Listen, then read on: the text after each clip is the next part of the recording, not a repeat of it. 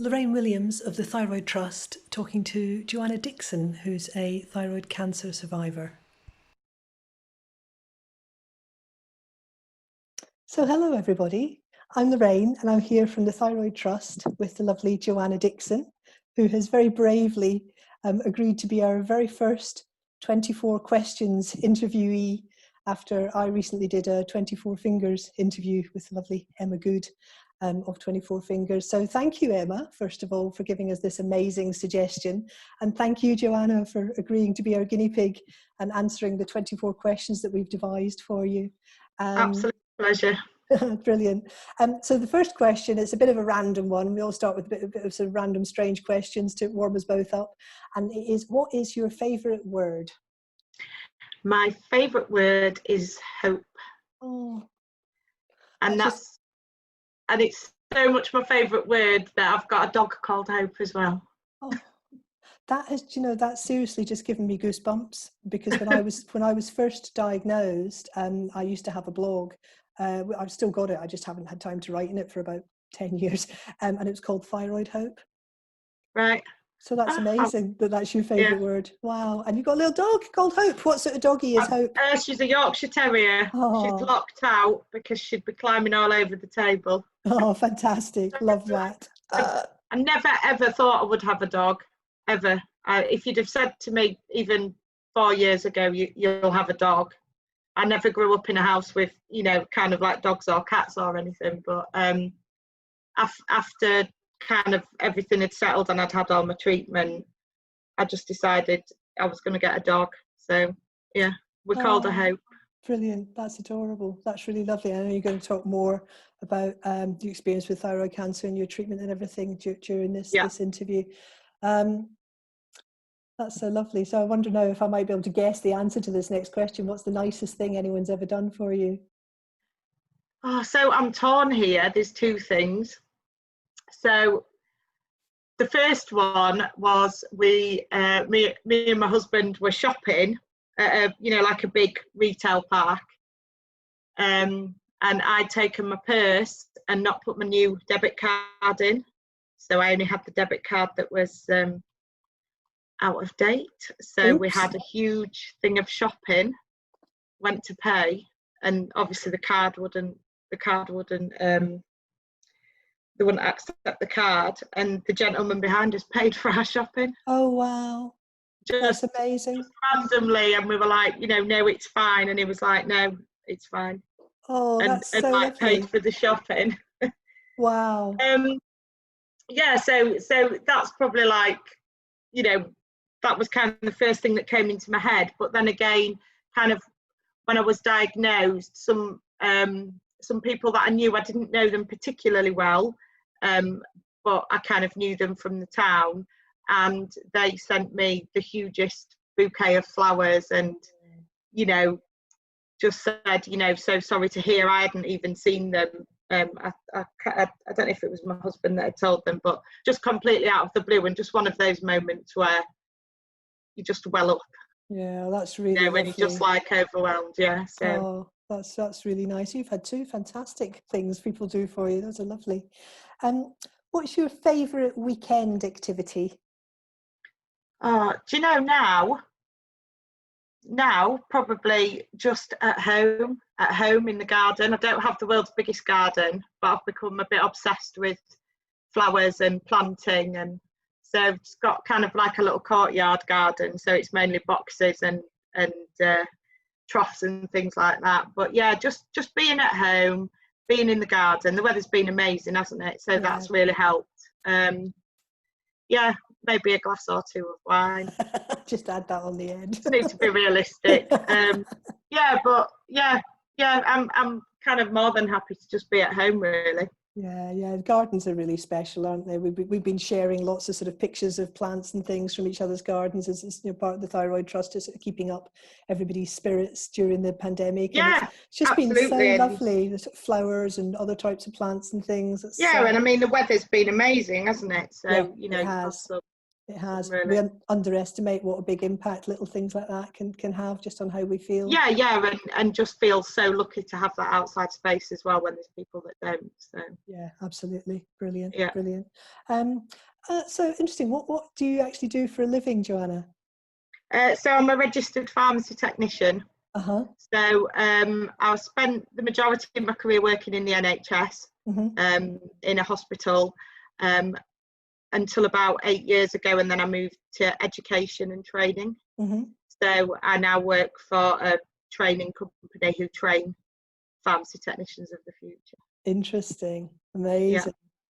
And that must be such an interesting thing to be doing as somebody who's had, you know, sort of serious health stuff going on, to actually have the opportunity to influence health professionals as well. Yeah. And I mean, you know, I did it obviously before what happened, but yeah, it's being a health professional. There is a bit of a double-edged sword when you're diagnosed with something as well, because sometimes you've got that little bit of knowledge. Yeah, and that can be a dangerous thing, I guess. Yeah, it can lead your mind to run off a little bit, shall we say? No, But no, I mean, I love my job. When I was kind of in practice and in the hospital, I always did kind of looked after the new starters, and I did my assessor and verify awards when I was in the NHS, and then it just kind of naturally progressed from there, really. Right, fantastic. No, that's a really, really interesting job. Thank you for telling us about that. And how did you get into it in the first place? What led you down that path? Pharmacy, completely by accident. I got a Saturday job. Right. In a little pharmacy, kind of not far from where I lived. So I think I was about 14 or 15 when I started. Oh wow. And just loved it. Brilliant. Isn't that lucky? Absolutely loved it. And I went to work for the NHS, and they put me through my training. So very similar to the trainees that I look after now. I mean, it's an apprenticeship now, so they're working, so they're gaining the kind of skills in the workplace, and then, you know, we deliver the underpinning knowledge for them, and I did something very similar. Oh, that's fantastic. That's great. How lucky to find what you wanted to do when you were so young. Not very many people do that. Yeah, and I wasn't looking for it at all. I just thought it was just a job so that I could go buy the latest CDs and the latest clothes, you know, and I didn't think that I'd love it really, but there you go. Didn't think there was going to be a whole career there for you. Fantastic. No. Brilliant. So obviously we're going to be putting this video out on the internet and sharing it through our social media channels and things. Next question is, what do you truly and honestly think of social media? Oh, you see, that's a tough one, isn't it? Because we're kind of at that unique thing of living with and without social media. I've got a 15-year-old daughter that's only really lived with social media, so she can't get her head around the fact that I grew up without it. She can't get her head around the fact I grew up without a mobile phone. Let alone social media.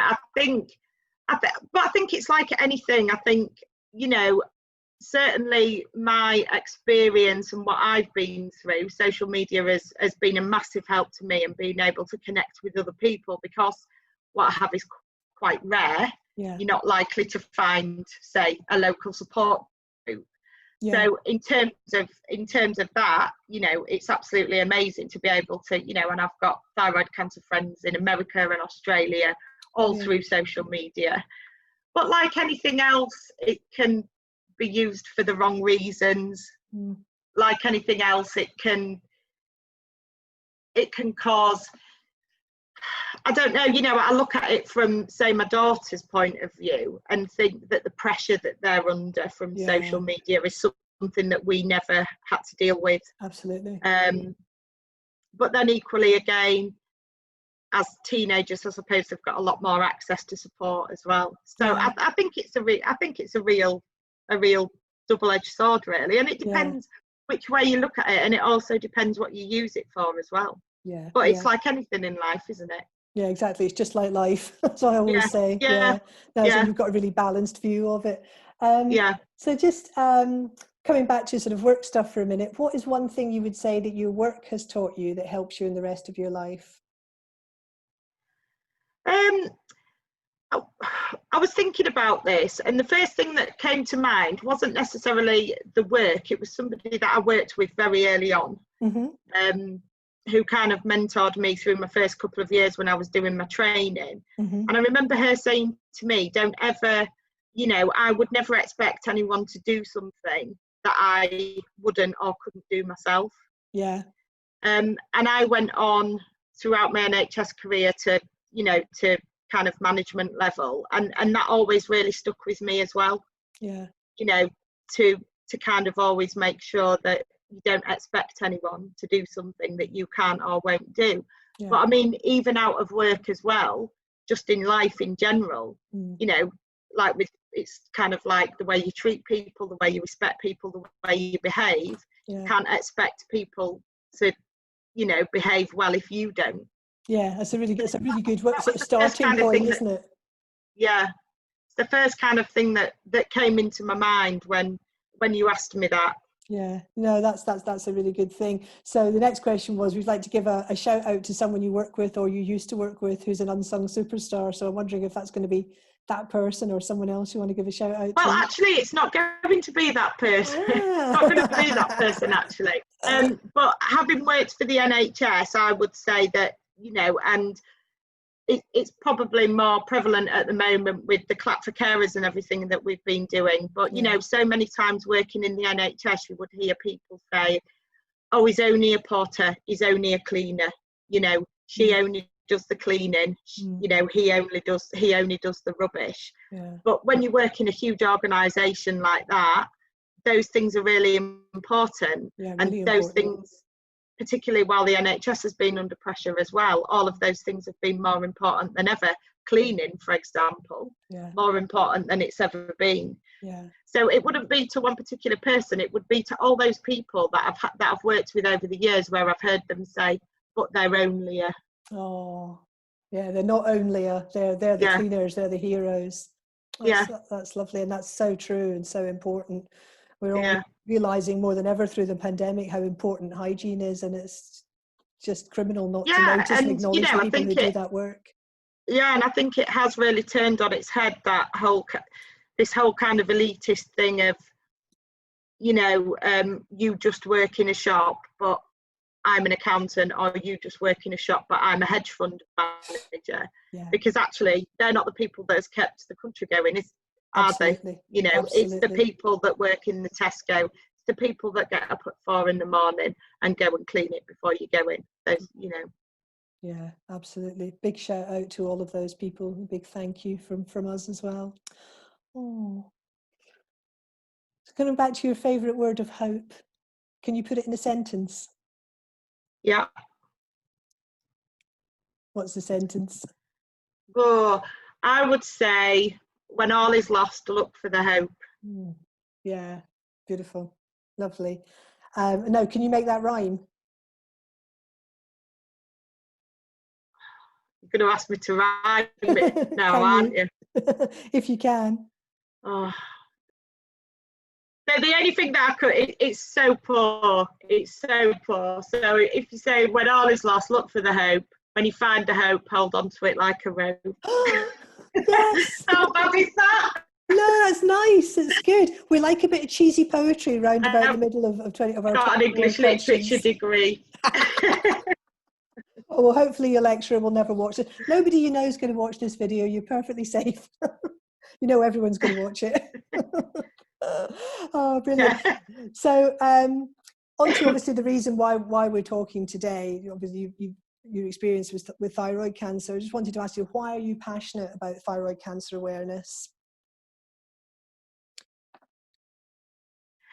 I'm really passionate, obviously, number one, because I'm a survivor. Also because it's a cancer that's on the increase. You know, when you look at the statistics, it is increasing, and I know particularly in America it's increasing quite rapidly. The other thing, which I think that we've already discussed, is the issue that it kind of tends to affect people my age, my gender, and where people that are quite often oh, you're depressed, or it might be the start of the menopause. I even had that the other week from my endocrinologist when I was chatting to him about, you know, some symptoms that I had. Oh, well, it could, you know, it could be the change.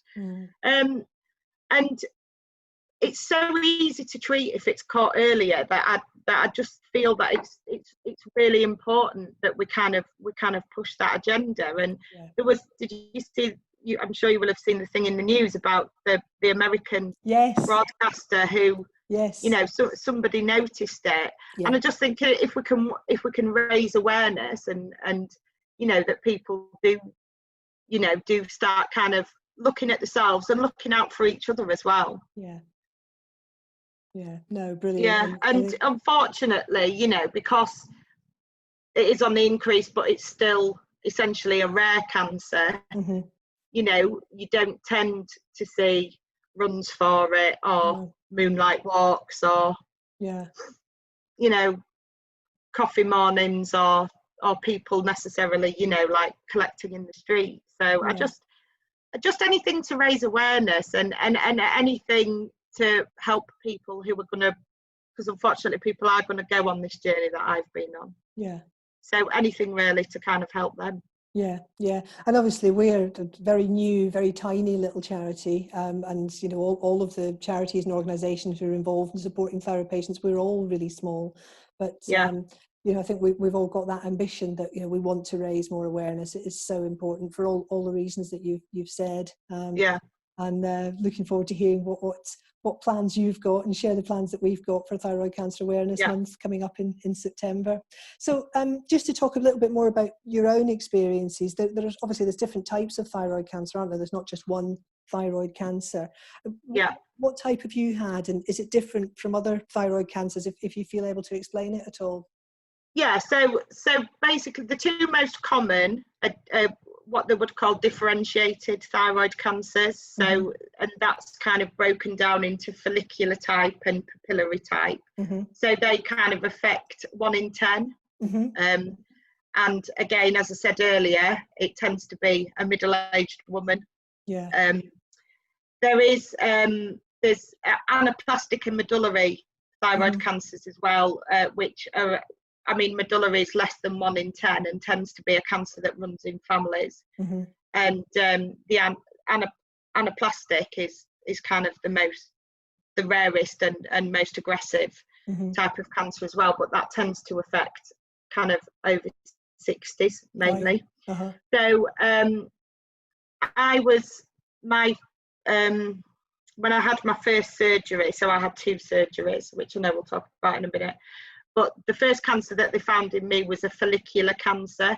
So when you have the follicular ones, there's different variants of them, and it's basically differentiated by what the cell looks like under the microscope. So mine was a Hürthle cell carcinoma.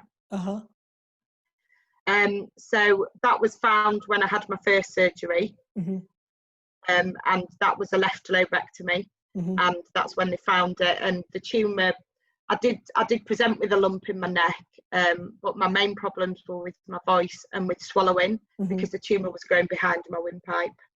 So it wasn't, my biopsies were inconclusive, because there wasn't enough coming in the biopsy, because it was behind. Tucked away, So so that was what I was diagnosed with initially, and then I had the completion surgery, and then they found I had papillary thyroid cancer on the other lobe. So I had 2. And how common is that for people to have 2, or is that really unusual? Well, they did say to me that with papillary, it can sometimes be found on post-mortem. So the papillary that I had in the second lobe was nowhere near the size that it was in the first lobe. In the second lobe, it was more kind of spots of cancer, whereas this one was an actual tumour. So they said it actually can be more common than you think, and it is sometimes found just by accident, if they take a thyroid out for another reason. So it could have been there a while. The follicular one is probably likely to have developed probably over the last that they thought probably over the last 8 to 10 years. Right, yeah. So it's quite slow growing typically. Yeah, so yeah. And tell us more about the treatment that you had.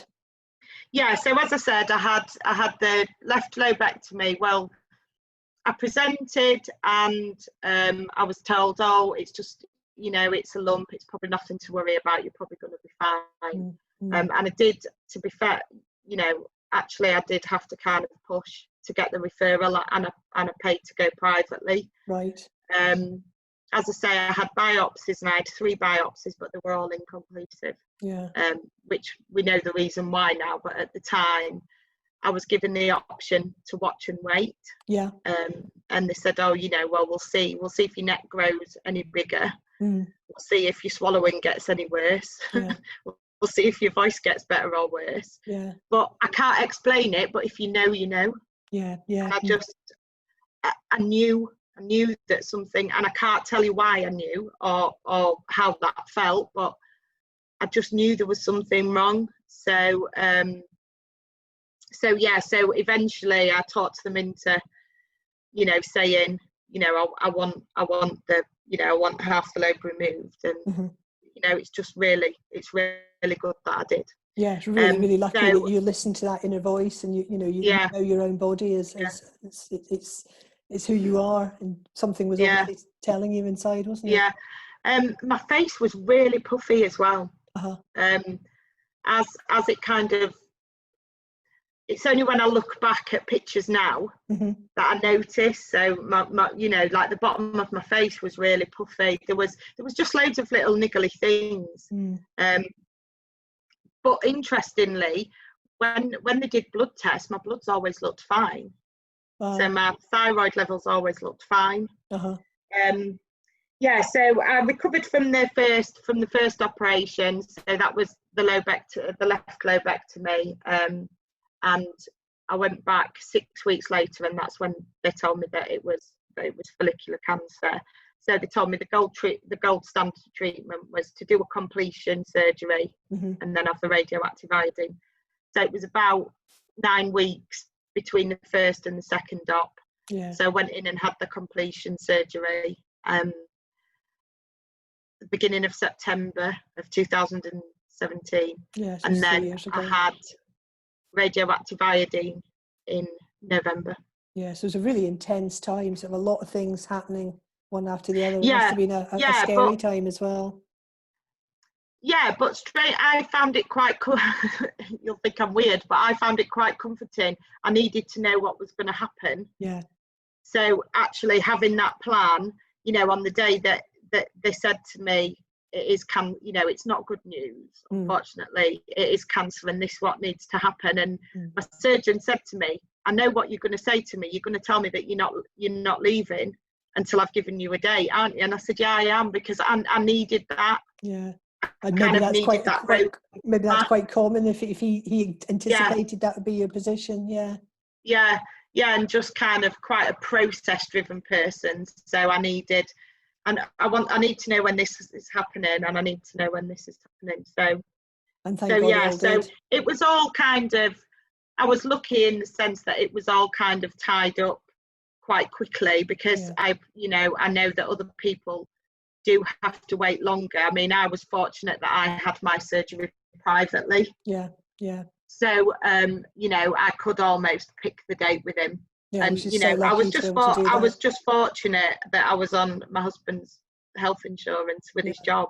Yeah. You know, so I do appreciate that. I probably was quite lucky, and I do talk to people that wait a lot longer, and I know certainly for the radioactive iodine the waiting times can be quite long, because there's only a very limited number of places that offer it. Yeah. And what about now? This was all, you know, sort of 3 years ago, but that's not been sort of the end of the story, has it? No. No. So the issue that I have kind of going forward is that I have thyroglobulin antibodies. So after you've had thyroid cancer, obviously you have the surgery, and then the idea with the radioactive iodine is that will mop up any residual thyroid cells that are within your body. Yeah. With the Hurtle cell, with the follicular cancer that I had, there is an issue that it can migrate to your bone or your lungs, more so than a papillary cancer. Right. So the idea of the radioactive iodine is that it then mops up any of those thyroid cells. So technically, when you've had your 2 surgeries and you've had your radioactive iodine, there shouldn't be a thyroid cell in your body. Yeah. And the way that they measure that is with thyroglobulin. So the only reason that my thyroglobulin shouldn't be 0 is if there was a thyroid cell. So it's kind of what they use as a tumour marker. Yeah. My problem is that my lovely body decides to produce thyroglobulin antibodies. Right. So it's quite difficult to explain, but essentially, when they get my thyroglobulin result back and it's 0, they don't know whether it really is 0. Because why have you got these antibodies?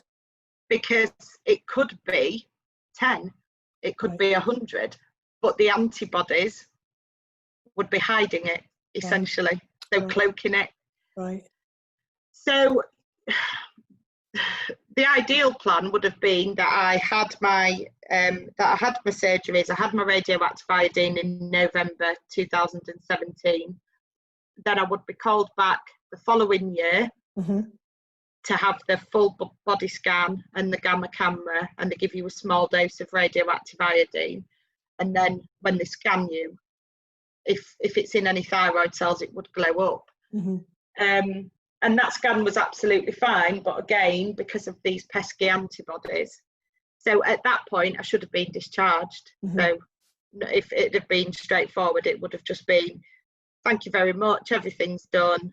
You know, we know your bloods are good, your scan's good, and you're normally discharged from the oncologist. So that was your expectation at that point. Yeah, you need to be followed up by an endocrinologist for life in terms of kind of getting your thyroid levels right and your thyroxine dose and stuff like that.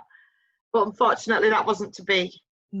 So I'm still seeing the oncologist. So the first kind of year, that kind of first 2018 year was just crazy, because I was seeing an oncologist in Leeds, an endocrinologist at Harrogate, and an ENT specialist at York. Oh God! So because I kind of live in between Leeds and York, so those places are all quite close together, but it's still a lot around, and you've got all the anxiety of not being well.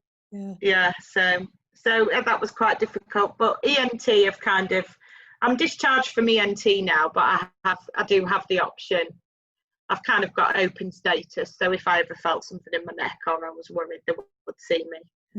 So now it's just between the endocrinologist and the oncologist. So what treatment are they actually giving you now?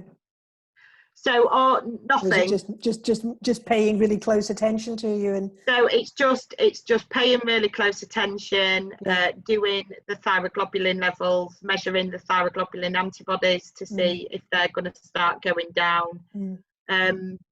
Obviously, if everything, so the first year after treatment, they want to suppress your thyroid stimulating hormone pretty much to 0. So you're kind of really overly suppressed. And if everything had have gone well, they would have relaxed that a little bit. But because we still can't be sure about the thyroglobulin levels, I'm still suppressed to 0, which has its own issues. Right. Because I take 225 micrograms of thyroxine a day, which is a high dose. Quite a lot. But I need that to keep my TSH at 0, which is what we need to do until these antibodies go away. Really.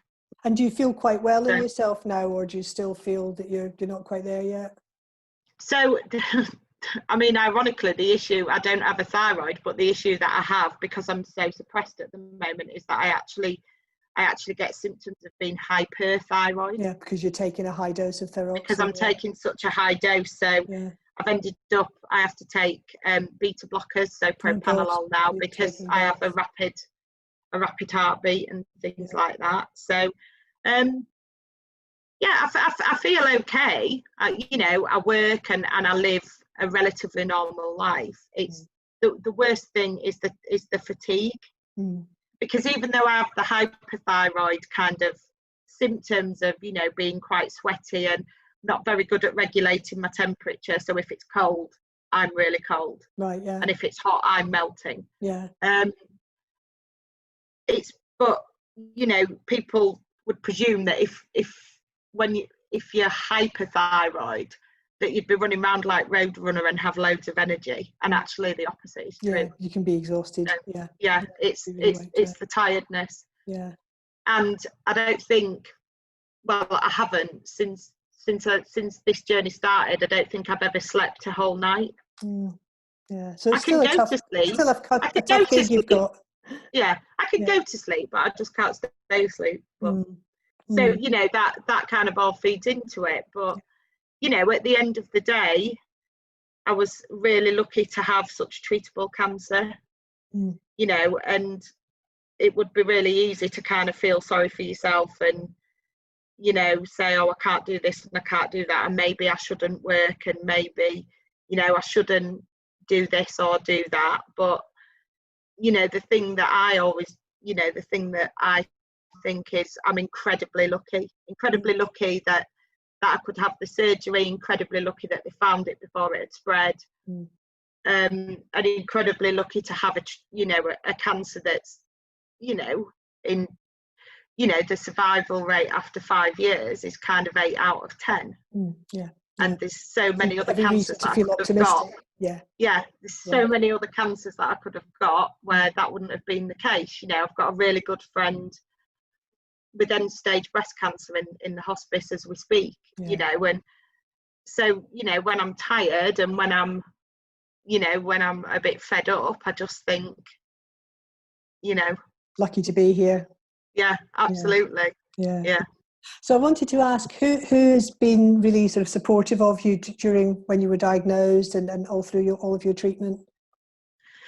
So everybody, to be fair. I mean, you know, my family were really good. It was really hard. It was my husband, on the day that I got diagnosed, on the day that we got the final results after the first surgery, and we went to get the results, and I left my daughter with my mum and dad, and my mum and dad were like, oh, you know, I'm sure it'll be fine, but I already knew, I kind of knew what I'd already made my mind up, that I just knew it wasn't going to be good news. And when they told us, you know, I didn't cry or anything. I was just like, oh, okay, right. And then we drove home with the music way too loud. And but the hardest thing was telling my daughter, because she was like 12, 13 at the time. Gosh, yeah, must have been really hard. That was both of you. That was by a country mile the worst part, and my parents to a certain extent as well, because when you're a parent yourself, you know you would dread, you know, you would kind of dread to hear that. Yeah. But you know, everybody, I kind of came home and had probably 36 hours where I didn't really talk to anyone because I just needed to process it. And I think that did everybody good, because it gave everybody time to process it as well. Yeah. So kind of, you know, and then everybody was just really positive. But generally, I think we're quite a positive, you know, I think we're quite a positive family, and, you know, the friends that we have, you know, everybody's kind of, you know, glass half full people, I suppose. No, so, that's really lucky when you've got that sort of positive outlook on life on your side. It makes such a difference. Yeah, and when I was diagnosed, we weren't, me and Asa weren't married. Right. So, and we weren't going to get married because we'd both been married previously, and we'd been together 8 years, but you know, we were kind of, you know, happily, you know, in the relationship, and everything was fine, and we were like, we don't need to get married again. And on the day that I was diagnosed, when we were driving home with the music too loud and the windows open, he just said to me, we're going to get married in 6 months. Oh, wow. I was like, what do you mean? And he said, we're going to get married in 6 months because it'll give you something to focus on. And we did. Oh, lovely. We did. We got married on the 28th of January. Oh. So that was really good. That kind of really focused us. But yeah, I mean, you know, there's so many people that I could sit here and mention so many people, but Yeah. everybody was good. And I think everybody knows what kind of person I am. So nobody ever came round and cried because they knew that I wouldn't be sat there crying, really. And it's just how different people deal with things. Yeah. I'm really good in a crisis. I cried when it was all over. That's when I fell apart. I fell apart when it was over, not when it was happening. But that would be true of kind of any crisis that I went through. Yeah. So yeah. No, but no, people were just amazing. Yeah.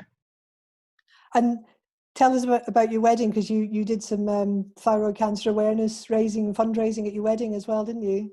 Yeah, so at the wedding, on the day that I was diagnosed, the only thing that I've got, I didn't see a specialist nurse or anything. And this is a kind of issue when you're across multiple centres as well. So I'm not sure it would be everyone's experience. The one thing that I did get was a booklet from the Butterfly Thyroid Trust. Yeah. Which I kind of took home with me and read that night, and then read it again the next day because I hadn't, you know, that first night I think I'd had too many glasses of wine to take. Well, you were probably in shock as well. Yeah. So but at the wedding we just put, you know, the wedding was quite small, and it was really important as well to us that the wedding was kind of representative of the people that had really been there for the last 6 months around us as well. Yeah. So I'm from quite a big family. Right. But there was a surprisingly, you know, a big wider family, but there was a surprisingly small amount of family there because I really wanted the wedding to be a celebration of all, you know, the main people that had been around. Yeah. So all we did, we just put an envelope on each of the tables, because at most weddings, if it's in a church, you put money in a collection pot, you know, for a roof or, you know, whatever that may be. So we just literally put envelopes on the tables, and at the end of the speeches, we just said there's an envelope on the table for the for Butterfly, for the Thyroid Trust, but it was just like, you know, you can put money in or whatever, and every envelope had money in. Oh, that's so lovely. That's so lovely. So really, that was really nice. Yeah. Really, really nice to support it's a specialist thyroid cancer charity, the Butterfly Thyroid Trust. Yeah, really nice to be able to help them in that way. Yeah, you know, and their information was really helpful. Yeah, you know, it was really helpful, and I met other people in a similar position to me. Yeah, and that's so important. That as well. Yeah. So my next question was, talking about people in a similar circumstance to yourself, is what do you wish you'd been told when you were diagnosed?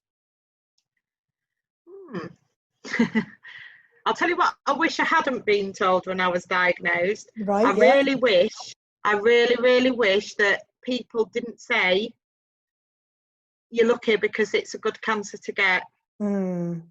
Because if I had £1 for every time I heard that, and it's really not helpful, and I know that it might seem helpful. I had a doctor say to me, well, if I had to have cancer, that's the one I'd choose. Not really. No. What you need to hear. I think the thing is that when you're first diagnosed, all that anybody's interested in and all people want to talk about is the surgeries. So it's the journey of the surgery and the journey of the radioactive iodine. And I have to say, from my experience, 3 years on now, those surgeries and that radioactive iodine was the easy part. Right. Yeah. It's the aftermath. It's the aftermath. It's getting your thyroxine dose right. Yeah. You know, and it's kind of adjusting to living your life without your thyroid, which at the end of the day, you know, if I didn't take thyroxine, I would die. Yeah. You know, it's an essential kind of organ, isn't it? Mm. And I just think it would be useful for people to know that it isn't just, we're going to whip it out and then you're going to take a pill and everything's going to be fine. Mm. You know, because my experience and the experience of a lot of other, you know, kind of people that I've talked to, it can take anything up to a year to get that dose right. Yeah. So yeah, I think that would be really helpful to kind of discuss, and it might actually allay some of the fears about, you know, the stuff that's going on. Mm. You know, and also don't sweat about your scar. Yes. Yeah. I mean, my surgeon, lovely man, quite cocky, as most surgeons are, and he said to me when he did the completion, because when you have the second surgery, they have to make the scar bigger and longer because they have to excise additional tissue once cancer's been diagnosed. Yeah.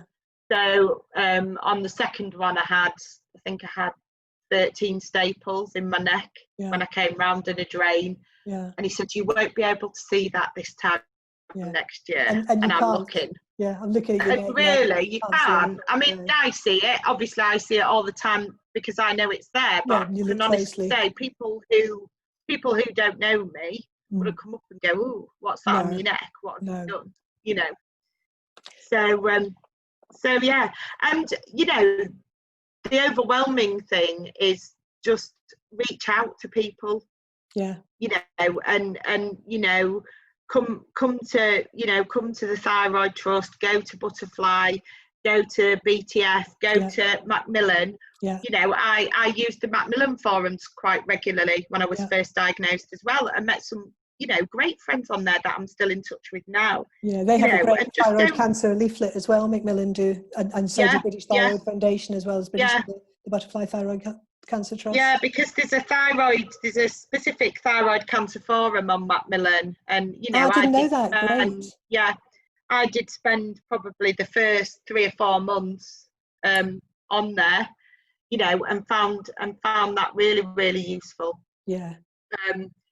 So yeah, just kind of, you know, reach out to people as well, because there really is no better thing to talk to somebody who's been there. Yeah. And absolutely. who knows. Yeah. And who knows. And people can be empathetic, and people can be sympathetic. You know, my really good friend, you know, that I talked about earlier, that's sadly in the hospice now, you know, when she was first diagnosed, when I first saw her, she said, I've seen so many people and everybody's been lovely. Oh. But you were the person I was most looking forward to seeing, because I know you know. Yeah.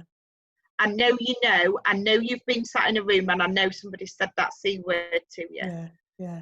So reach out to people. That, you know, that would be the biggest thing that I could say. Don't do it on your own, because you don't need to. Yeah, that's really good advice. You're not alone with thyroid cancer, and just as if you have it might not be, you know, the world's most common cancer, and it might not be the one that you've collected for at work or seen an advert about, but there are still a growing number of people here, and you know, that's why I feel so passionate now, because you know, there was some great people that helped me through those first few months, and that's why I just want to pay it back, really.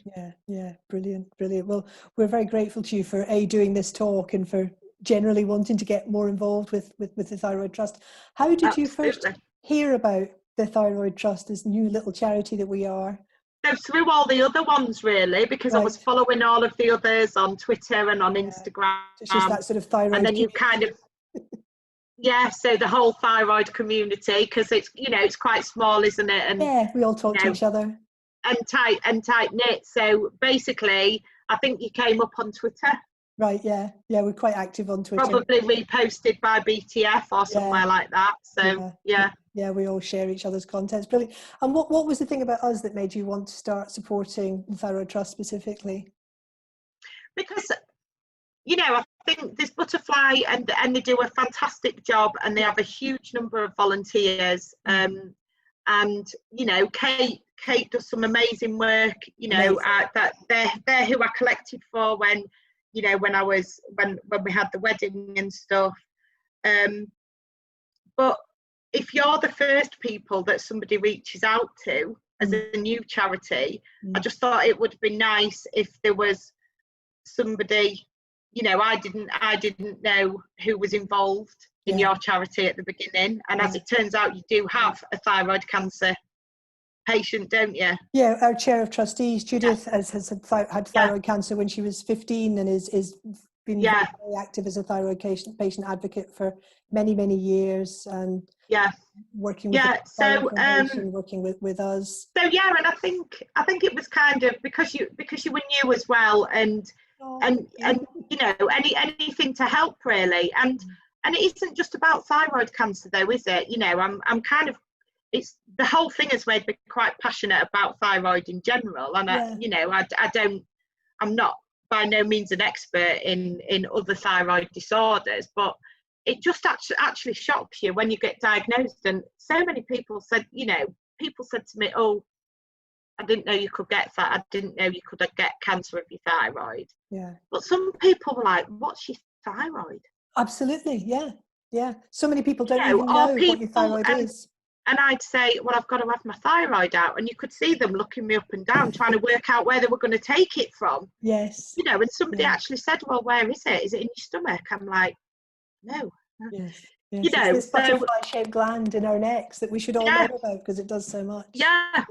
And so, you know, it isn't, you know, for me, it isn't just about thyroid cancer. I feel that, you know, that there's a lot that we can do to raise awareness about thyroid in general as well.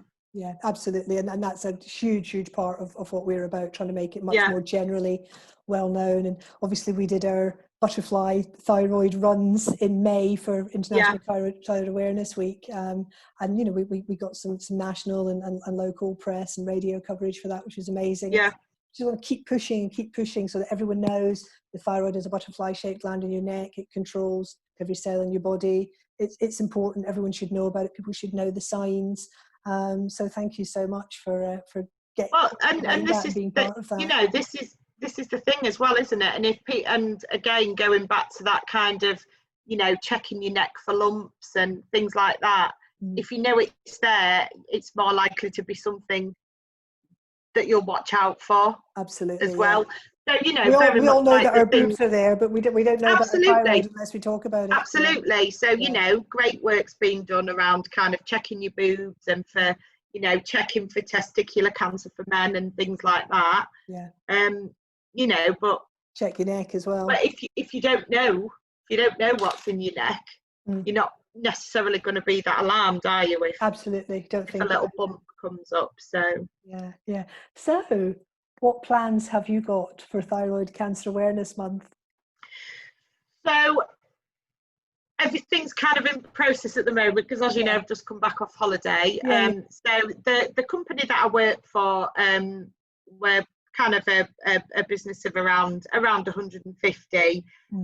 So we actually do quite a lot of awareness because obviously within those 150 people, there are various issues, illnesses, disorders. So the last one we had was about juvenile rheumatoid arthritis because one of my colleagues, her daughter suffers with that.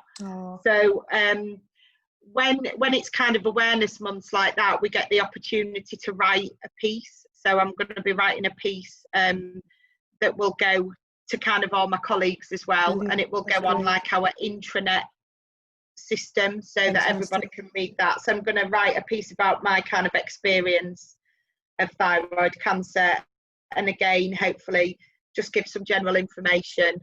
I'm quite lucky about where I work because obviously the majority of us are medically you know, have some medical background in terms of being a pharmacist or a pharmacy technician, but then, you know, there are still non-medical trained people there.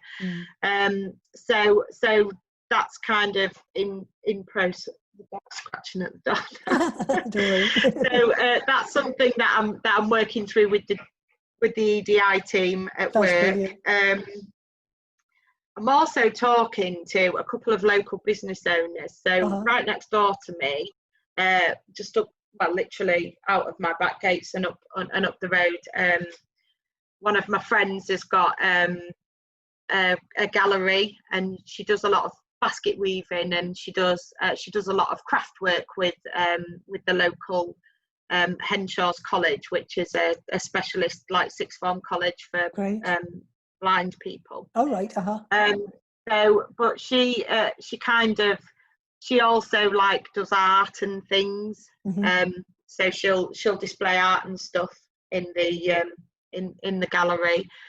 So we're going to have possibly a martini on Friday this week after work, and have a chat about maybe doing something in the window. Oh, lovely. What a great idea. Because she can I just let the dog in? Yeah, go for it. We want to see the doggy. We want to see Hope. Come on then. Yeah, come on say hi. Come and say hi then. And then once you pick up, you'll be fine. Oh, look at Hope. Hello. There you go. Hello, puppy. Say hi. Oh, she's gorgeous. She's not sure if she wants to be a Zoom star, is she? No. You're happy now. Can I just take a picture of the two together? Hold her up a second, because this is a great moment to get a picture. Brilliant. That's our publicity shot for this interview. Love it. Yeah. So, and because she has access, she obviously puts things out for local artists. So maybe we could have a chat about whether there's some art that she could display for people around the butterfly theme as well. Nice. Yeah. And there is also a little card shop in Nesborough where I live that's called Butterfly Kisses. Oh gosh. So I'm hoping. So I'm hoping. I've chatted briefly with one of them, but it's co-owned. So they're coming back to me on that, because they've got like a double window. So possibly about kind of doing something around that as well, putting the butterfly cards in the window and just some information that people can pick up when they're in the shop as well. So I need to have a chat with you about that as well. Yeah. Oh, that's fantastic. That's so great. So yeah, hello to Butterfly Kisses in Knaresborough. I just love the fact that there's a shop with that name. Yeah. We love anything butterfly themed. So yeah, hopefully these things will kind of come together. And you've got some great ideas there. Yeah, so and my husband's on he's been tasked with what can we do to raise money. So he's apparently going to come up with an amazing idea. Fantastic. So I'll keep you posted. Yeah. Well, as I say, that the butterfly runs that we did in May, people really enjoyed those. They really got people talking, and so we were just doing solo runs. We were running around dressed up as butterflies, and the people who didn't want to dress up just wore a Thyroid Trust t-shirt. We've got really nice t-shirts with the Thyroid Trust logo, and the slogan is "You're not alone." And so we had lots of people running around doing those. So we hope that maybe a few people will do things like that, or do some arty, creative things, just anything that gets people talking. And if you contact any of your local media, they'll probably be interested in talking to you. And we obviously will have this video on our website. And if you're writing an article for your employer's intranet, then we can put that on our website as well. I mean, the other big thing that's going on at the moment for thyroid cancer, of course, is that NICE are developing new guidelines for thyroid cancer. So we want to really encourage people who are interested in getting into that level of detail to sort of help us shape our responses to NICE on each stage of the new guidelines. Because I did kind of apply to kind of be involved in that, but because I'm on a professional register, you couldn't. There's a you potential. can always put your comments through us. So so that was kind of another reason to be able to have that kind of feedback as well, because like I say, I might just be unlucky that it's across 3 centres as well, but in terms of kind of follow up, it can be quite difficult. And I spoke to a research nurse the other week through Kate, who one of the thyroid nurses from Newcastle She was doing a PhD, Uh-huh. and I spent some time chatting with her Brilliant. for her research. And I don't think it is actually just me. I think that I'm hoping that the NICE guidelines will give some kind of concrete follow-up plans and kind of shape them a bit better, because I think it very much varies from which doctor you see, Yeah. which centre you're in. Yeah, yeah. So And hopefully in terms the of good practice and consistency is what it's called for. yeah, and in terms of wider support as well, because I was across 3 centres, I think everybody presumed that everybody else was doing something. So in terms of, with other cancers, you often get access to talking therapies, or to be able to see a psychologist, or you perhaps get access to complementary therapies, Reiki, things like that. I didn't get any of that, right, because I think everybody presumed somebody else was doing it. And they do it at my local hospital for loads. They treat a lot of other cancers, but I couldn't access any of it because it was, we don't do thyroid here. So that's really important, isn't it? No disrespect to them, but no, it's quite having access to complementary therapies and support while you're going through treatment for thyroid cancer is as important as if you're going through treatment for any other cancer. And that's a really interesting point, because I bet that's one that isn't emphasized. So it's really good to get the perspective of someone who's gone through it, who's flagged that up as something that is important. And I think when I did talk about it the other week, I think it was a common theme that had come up. That's good that they're capturing that, then hopefully do something about it. And I know, like Jess, for example, she's doing some of the nice work, isn't she? That's right, Jess. So I'm sure that it will be something that Thyroglobulin blog, So I'm sure it will be something that that she'll probably bring up anyway. But it's been a long time coming, and it'll be great to see them out. Yeah, absolutely. And we all want to sort of influence them as much as we possibly can with the patient's voice. Absolutely, yeah, good. So we've reached the end of our questions. We've been chatting for a long time, and it's been very interesting. Oh yeah, we have. Yeah, we've done well, actually. Yeah, considering how much I love the sound of my own voice. No, well, it's been absolutely fascinating, and I think other people who maybe at the beginning of their journey or further down the line will find this really interesting, hopefully, to watch. And it's nice to do videos, because it just shows people that we're all real people. And like you were saying in your interview, that sort of thing about connecting with other patients and people who've gone through it are the ones that you can really relate to. I think it's really helpful. So thank you very much for being so brave as agreeing to do this. How's it been for you? Oh, fine, yeah. As I say, I quite like the sound of my own voice. So. And I think the thing is that it's really easy to talk about something that you're passionate about, isn't it? It's not. It's not scary, and it's not a chore, and because when you've lived it, it just. Well, you want to talk about it, don't you? And this is what I always say. Oh, I don't want to be a thyroid bore, but if someone else wants to talk to me about thyroid stuff, I love it. I'm so happy. Yeah.